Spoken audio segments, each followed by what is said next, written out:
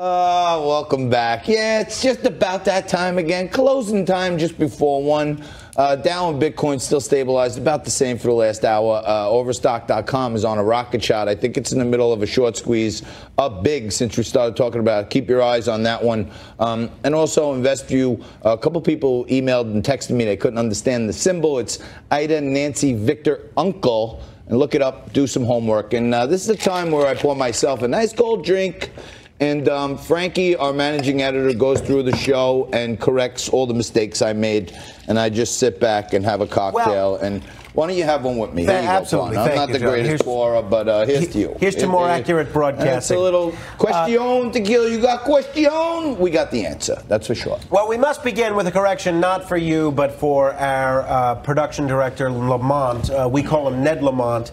After the governor of Connecticut, because once again he has Bill DeBlasio as Bigfoot, which is completely inaccurate because Bill DeBlasio is seen far less frequently than Bigfoot is. Let's drink to that. If you need any evidence of that, take a look at the heroic NYPD detective that just died from September 11th related cancers, Luis Alvarez, and Bill DeBlasio could not even be bothered to show up to this hero's funeral. What a disgrace. Why? Because he was out campaigning in Louisiana. Filthy Give me animal, a break. just like Bigfoot. And if you're wondering why we have his head on Bigfoot and why Bigfoot's holding a milk container, because Bill DeBlasio should be on the side of a milk container because he's missing in action as the mayor of New York City. And we call him Bigfoot because he's seen just about as frequently as Bigfoot, barely ever, in New York City, where he's the mayor. And when you don't go to a 9/11 first responder's funeral because you're out there making a jerk of yourself running for president when you're under 1% in the polls,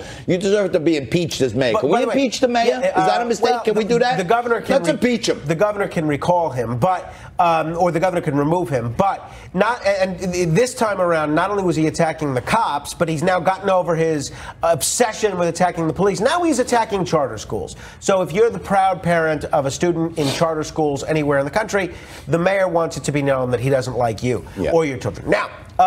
The other thing that I have to reiterate... But he stands with Shanewada.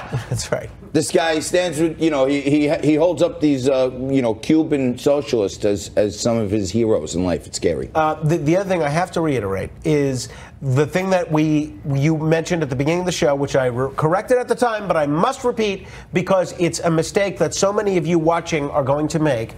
Ross Perot did not cost Bill Clinton the 1992 election. Now, this is my favorite part. A lot of you wonder, what are you supposed to watch after this show ends? Well, luckily for you, I just tweeted a beautiful 10.5-minute documentary entitled The Ross Perot Myth.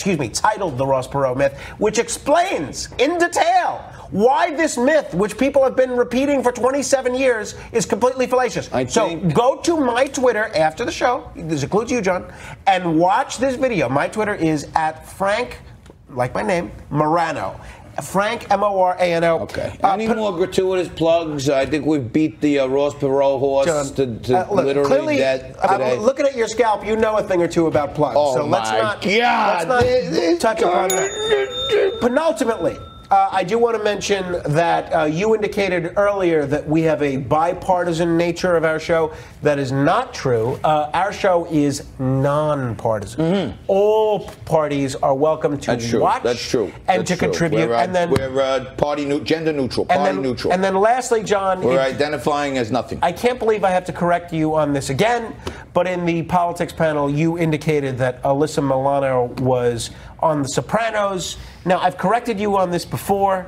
She, of course, was not on The Sopranos. She wasn't on The Sopranos. No, she wasn't Tony's daughter on The Sopranos. No, she was Tony's daughter on Who's the Boss. Tony Danza's daughter. Exactly. She's even less relevant then. Yeah, I mean, that was the whole point. Like, Alyssa Milano did this. She was trying to get women to go on this sex strike. Like, how'd that work out? It doesn't seem like it worked out that well. And her and Tom Steyer should go to someplace where they stop wasting everyone's time. I like Tony Danza. Pick up. I love Tony Danza. He was a Perot Comes to the San Gennaro Festival. Yeah. He makes the Zeppelis. That's true Italian American right there. You gotta love dancer. All right, Frank made more mistakes than I could shake a stick at in today's show, but I don't like to correct my managing editor because then, you know, it takes away the integrity of the show. And I have not had enough drinks today to get into my alter ego, Evil JT, and start attacking Frank personally like he did about my hair. But if you want to know how you can get beautiful hair like this, tune in tomorrow.